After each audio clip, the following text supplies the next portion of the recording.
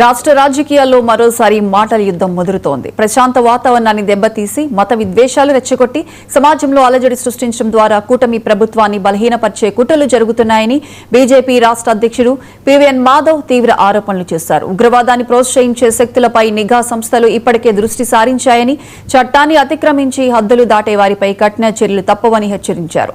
ప్రధాని నరేంద్ర మోదీ, ముఖ్యమంత్రి చంద్రబాబు నాయుడు, ఉప ముఖ్యమంత్రి పవన్ కళ్యాణ్ నాయకత్వంలో రాష్ట్రం అభివృద్ధి పదంలో దూసుకువెళ్తోందని స్పష్టం చేశారు.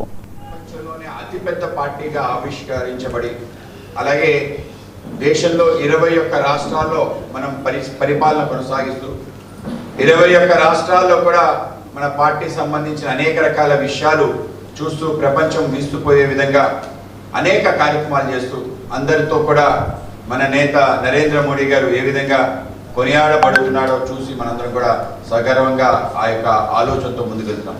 ఇవాళ మన పార్టీకి సంబంధించిన అనేక రకాల విశేషాలు కూర్చోం అందరూ కూడా శ్రద్ధగా చూస్తున్నారు, అలాగే అనుకరణ కూడా చేస్తున్నారు.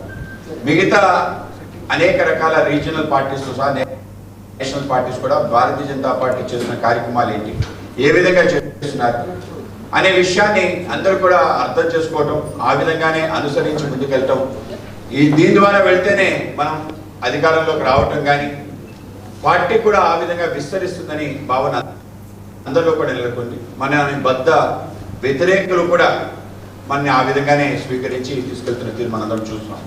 ఆ విధంగా ఒక కార్యక్రమం దగ్గర ఒక కార్యక్రమం మనం శక్తి కేంద్ర వ్యవస్థ చేసాం. ఇవాళ అన్ని పార్టీలు కూడా దేశంలో ఈ యొక్క శక్తి కేంద్ర వ్యవస్థ చేసుకొని ముందుకెళ్తారు.